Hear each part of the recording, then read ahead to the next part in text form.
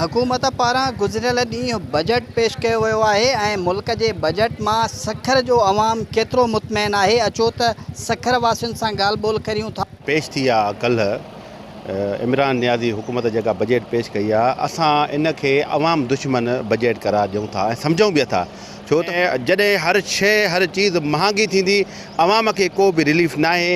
हीअ बजट असां अवाम दुश्मन बजट सम्झूं था ऐं अवाम दुश्मन बजट आहे। बजट त ही जेका हिन वक़्तु आहे ही अवाम दुश्मन बजट आहे। छो त मां पाण ज़मींदार आहियां, पेट्रोल महांगो थींदो, असां डीज़ल महांगो आहे, इन ते फसल असांजो महांगो थींदो। हिन वक़्तु DAP जी बोरी 5200 आहे।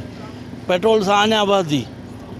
जेके आबादगार आहिनि उन लाइ वॾी तकलीफ़ थींदी। उन्हनि खे को फ़ाइदो कोन मिलंदो। हीअ बजट जेका अवाम जे फ़ाइदेमंद बजट न आहे।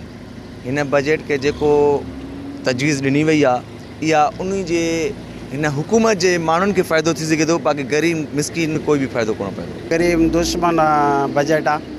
ग़रीबनि खे कोई बि रिलीफ हिन में ॾिनो कोन वियो आहे। वॾनि माण्हुनि खे वरी बि रिलीफ मिलियो आहे, ग़रीब खे न ॾिनो वियो आहे, न ॾींदा ई। जी नाज़रीन, अवां मुल्की बजट बाबति सखर जे माण्हुनि जी राय ॿुधी। उन्हनि जो इहो चवणु आहे त हिन बजट में ग़रीब माण्हुनि जे लाइ कुझु बि नाहे कयो वियो। हिन बजट मुताबिक़ जेके टैक्सिस जेके हटाया विया आहिनि उहे ॿीं मद में वसूल कया वेंदा। कैमरामैन शबीर जोगीअ सां गॾु नज़ाकत जतोई, सिंध TV न्यूज़।